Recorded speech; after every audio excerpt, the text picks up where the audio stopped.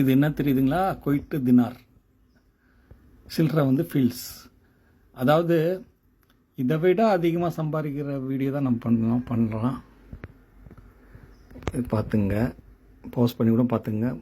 அப்புறம் நானே புரிய வைக்கிறேன். அம்மா வந்து சொன்னாதான் அப்பாவின் பெயர் தெரியுமாடா, அவளும் சொல்லவில்லை என்றால் தப்பாக தான் போகுமாடா அப்படின்ற ஒரு கேள்வி.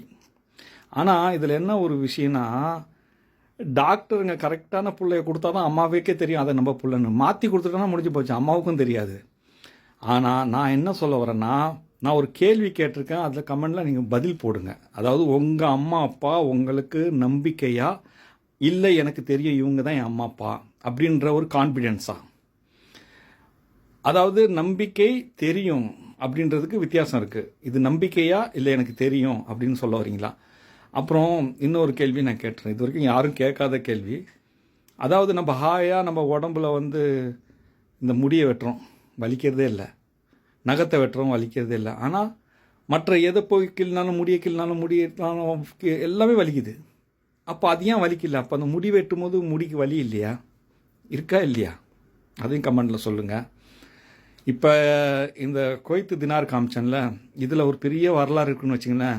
இந்த கொய்த்து நாட்டில் ஒரு காலத்தில் இந்தியா காசு நடந்துட்டு இருந்துச்சு. இந்தியா காசு இங்கே நடந்துட்டு இருந்துச்சு வச்சுங்க. அப்படி ஒரு இந்த கொய்த்துக்கும் இந்தியாவுக்கும் என்ன ஒரு கனெக்டு? அதே நேரத்தில் இந்த கொய்த்து நாடு இவ்வளோ சின்ன நாடாக இருந்தாலும் இந்த தினாரு, இந்த இது வந்து ரொம்ப பெரிய லெவலில் இருக்குது. ரொம்ப பெரிய பணமாக இருக்குது. உலகத்திலேயே ரொம்ப பெரிய மதிப்புள்ள பணம்னா கொய்த்து தினார் தான். சரிங்களா? அவ்வளோ உயர்ந்த இடத்துல அந்த பணத்தை வச்சுருக்காங்க. எவ்வளோ சோதனைகள் வந்தாலும் அந்த பணம் வந்து அந்த மேலேயே இருக்குது. அதில் என்ன தான் ஒரு அதிசயமோ, இதை விட பணக்கார நாடுங்க, இந்த நாட்டில் ஏழைங்க இருக்காங்க, கஷ்டக்காரங்க இருக்காங்க, ரொம்ப எல்லாமே இருந்து கூட மற்ற நாட்டில் இன்னும் நல்ல நல்ல நாடெல்லாம் இருக்குது. அந்த நாட்டு பணங்கள்லாம் இந்த நாட்டு பணத்துக்கு இது இல்லை. அப்போ இந்த பணம் ஒரு உயர்ந்த இடத்துல இருக்குது. இது வந்து கொய்ட்டு தினாரை வந்து சுருக்கமாக கேடின்னு சொல்லுவாங்க. கேடி. அப்போ இந்த காசே தான் கடவுளப்பா, அந்த கடவுளுக்கும் தெரியுமாப்பா அப்படின்ற ஒரு விஷயம் இருக்குங்களே. அது எவ்வளோ பணம் எல்லாருக்கும் முக்கியம். அந்த ஆன்மீகவாதிகள் எப்படியாப்பட்ட நல்லவன் கூட பணம்ன்ற மேட்டம் வந்தால் எப்படி அவன் மாறுவான், எல்லாமே நீங்கள் பார்த்துருப்பீங்க. தெரியும். பணம் இந்த பணம் இவ்வளோ பெரிய இடத்துல இருக்குது. இப்போ இந்த பணத்துக்கும் இறைவனுக்கும் உள்ள நம்மளுடைய வாழ்க்கை அமைஞ்சிருக்குதுங்க. இதில் எது பெருசு அப்படின்னு ஒரு விஷயம் நடந்துகிட்டு இருக்குது. இப்போ வந்து பிக் பாஸ் வந்து பணத்தை நம்மளுக்கு காட்டுறாரு. நான் சொல்கிறேன், சைத்தான் சொல்கிறாரு. பிக் பாஸ் வந்து பணத்தை காட்டுறாரு. மாம்டேட் வந்து அதையும் மீறி நான் இருக்கேன் அப்படின்னு ஒரு விஷயத்தை காட்டுறாங்க. அதை தான் நான் இப்போ காட்ட போகிறேன் உங்களுக்கு. இதில் என்னை பற்றி தான் எழுதியிருக்கேன். அதாவது மாம் டேடிக்கு வெயிட் செய்து 10ஆம் கல்கி அவதாரம், ஆடியோ வீடியோன்னு வச்சுங்க, கல்கி அவதார் கொய்ட் நாட்டை நாடினேன். கொரோனா காலத்தில் 2020 ஆலய மணி ஓசை நின்றது, மாம் டேடி ஓசை கேட்டது. இப்போ கொய்த்தில் வந்து ரூபா தினாரு, கால் தினாரு, அரை தினாரு அப்படின்னு 1 தினார், 5 தினார், 10 தினார், 20 தினார்னு இருக்குது. அதே மாதிரி 5 ஃபில்ஸு, 100 ஃபில்ஸு, 20 ஃபில்ஸ்னு இருக்குது வச்சுங்க. இது கே பார் க, டி பார் ட, அதுதான் காடு. காடில் கூட ஜிஓ கோன்னு வந்து டி வரும். ட கடை. இது கடை அப்படின்ற ஒரு தன்னை வந்து அங்கே வைக்கிறாங்க பாருங்கள். அது பெரிய பணத்துலேயும் இந்த பணம் இல்லைடா, அதுக்கு மேலேயும் கடை. அப்போ ஃபீல்ஸை வைக்கிறாங்க. ஃபீல் பண்ணுங்க. ஃபீல்ஸ் ஃபார் கடவுள், கோகுல் சர்ச் அப்படின்ற மாதிரி ஒரு அர்த்தம் இருக்குது. என் வீடியோ பார்க்குறவங்க கரெக்டாக மாம் டேட்னு சொல்லும் போது இது 4 பேர். சரிங்களா? அதுக்குள்ளே நானும் ஒருவன், அதுக்குள்ளே இல்லை என்ற இறைவன், மொத்தம் 6 பேர். இந்த 6 பேர் விஷயங்கள் தான் ஒரு நடந்த கதை.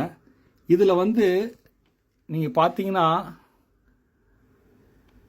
மாம் டேடு நான் சுருக்கமாக சொல்லிடுறேன். அந்த 4 பேரை சேர்த்து நான் சொல்கிறேன். அதனால் நான் 5ஆவது எங்கே இருக்கிறேன், இல்லை என்ற இறைவன் இல்லை என்ற இடத்துல இருக்கிறான்.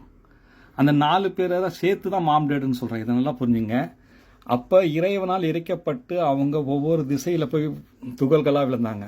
அதாவது அறிவுக்குள் உயிராகவும், உயிருக்குள் அறிவாகவும், ஆணுக்குள் பெண்ணாகவும், பெண்ணுக்குள் எல்லாம் ஒரு ஒரு இடத்துல போய் விழுந்தாங்க. அதாவது எல்லாம் விழுந்து அந்த மையமானு சொல்கிறாங்களா, முதல் உயிர் எப்படி வந்தது, எங்கேருந்து சேர்ந்தது அப்படின்னு. அப்போ விழும்போது இந்த இடத்த பாருங்க. அது இந்த 2 இடம், இந்த 2 இடம், இந்த 2 இடம். அதாவது மலேசியா, சிங்கப்பூர், குவைட், சவுதி. இந்த பக்கம் 2 பேர், இந்த பக்கம் 2 பேர். அதாவது பிக் பாஸ், அப்புறம் அறிவு, உயிர், இப்படி எது வேணாலும் எடுத்துக்கலாம். ஏன்னா அதை கலவையாக ஆக்கிட்டாங்க. அதனால தான் சொல்கிறாங்க. இவங்க எங்கே சேர்றாங்கன்னா, இங்கே சேர்ந்து இப்படி சேர்றாங்க. இங்கே நான் இருக்கேன்னு வச்சுங்க, இங்கே இல்லை என்ற 6 இது ஒரு உதாரணத்துக்கு அந்த இது வச்சுங்க. இது பார்த்துட்டிங்களா? ஆக்சுவலி இது எழுதும் போது நான் பாட்டு எழுதிடுறேன். ஆனால் அப்புறமா படிக்கும் போது என்ன சுலவாயிடுறேன். அந்த பிக் பாஸ் நம்மளை ரொம்ப டிஸ்டர்ப் பண்ணுறாரு. இது சிங்கப்பூர். அதாவது சிங்கப்பூர், ஆனால் சிங்கம் இல்லாத ஊர்னு சொல்லுவாங்க. சிங்கம், இந்த ஊரில் சிங்கம் இருக்குது. அப்படியே இங்கே வராங்க ஸ்ரீலங்கா. இந்த ஊர் கொடியில் ஒரு சிங்கம் வால் ஏந்திக்கிட்டு இருக்கோம், கொடியில், தேசிய கொடியில். அப்படியே இங்கே வந்தீங்கன்னா சவுதி. இங்கே வால், இந்த சிங்கம், சிங்கத்தின் வால், இங்கே வால் வந்துடுது. ஆனால் இது எல்லாம் எடுத்துக்கிட்டு அந்த 3 சிங்கம் இங்கே சத்தியமே ஜெயித்துன்னு வந்துடும். இதெல்லாம் எவ்வளோ வரலாறு மாறிச்சு, எவ்வளோ கண்டங்கள் மாறிச்சு, எல்லாம் மாறினாலும் ஒரு இடத்துல செட்டிங் பண்ணி அவங்க பேசுகிற நேரத்தில் அந்தந்த நாடுக்கு ஒரு பேரை கொடுத்து அவங்களாம் யோசனை பண்ணி வச்ச பேர், அது இதோட இணைக்கிறாங்க பாருங்கள். அந்த இணைக்கக்கூடிய அறிவு எனக்கு காட்டி இதெல்லாம் நீ சொல்லு, அப்போ தான் அவங்க என்னை புரிஞ்சுக்கணும் அப்படின்னு சொல்ல வைக்கிறாங்க பாருங்கள். இது மாம், இது டபுள் டி டேடு.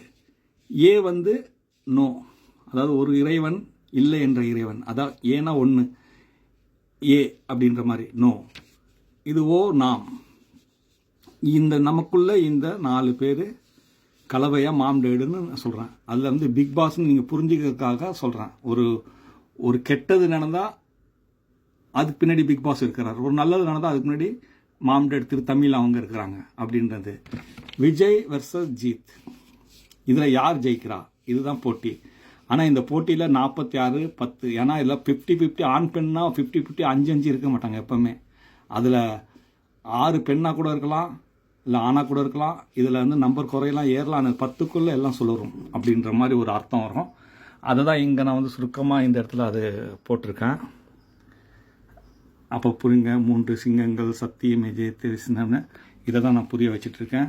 இன்னொன்று, இந்த நாட்டுக்குள்ளே என்ன ஒரு விஷயம்னா, இந்த நாடும் 2.5 மணி நேரம் வித்தியாசம் இந்தியாவுக்கு, மணி நேரம். அதாவது இங்கே மணி 12னா நம்ம நாட்டில் 2:30 மணி இருக்கும், குவைத் நாட்டில் 5 மணி இருக்கும், 2:30. இப்போ இப்படி போனால் 5 மணி நேரம் வித்தியாசம், இப்படி போனால் 5 மணி நேரம் கணக்குப்படி. அப்போ 10 வந்துடுது. அப்போ 10ஆம் அவதாரம், 10ஆம் அறிவே அறிவோம். அதே நேரத்தில் தமிழ்நாடை மட்டும் பார்த்தீங்கன்னா ஒரு டிஃப்ரெண்ட்டாக இருக்கும். அதனால தான் இந்த ராமாயணம் இதெல்லாம் இதை இந்த இடத்த மையப்படுத்தி இது பண்ணி இங்கே பிரிட்ஜ் இருக்குது அப்படின்னா மையப்படுத்தி, சரிங்களா? இது பார்த்தீங்கன்னா அந்த மேப்பை பார்த்தீங்கன்னா தெரியும். ஒரு உருவம் தலையில் அப்படியே கிரீடம் வச்சுட்டு ஒரு சாமி மாதிரி அப்படியே அந்த ஒரு வித்தியாசமாக இருக்கும். அதை நீங்கள் பாருங்கள். 2வது இந்தியாவில் எழுத்து வரும் பாருங்க. யாரோ எங்கேருந்து கொண்டு பேர் வச்சாங்க. ஆனால் அந்த பேர் அவங்க சிந்திச்சு வைக்கும்போது அந்த எழுத்துக்களை கொண்டு எப்படி இணைக்கிறாங்க பாருங்க. இந்தியா. இப்போ டபுள் ஐ வரும் அதில். இந்தியாவில் மாம் டேட் இன் டிஎன்ஏ பார்த்துங்க. டிஎன்ஏ, அதாவது முதல் டிஎன்ஏ இந்த இடத்துல தான் உருவாச்சு. அப்போ முதல் மொழி தமிழ் இங்கே தான் உருவாச்சு. தமிழ் மாம் டேட் மொழி, கடவுள் மொழி. அப்போ அவங்க இறைவன்கிட்ட பேசியிருந்தால் தமிழில் தானே பேசியிருப்பாங்க.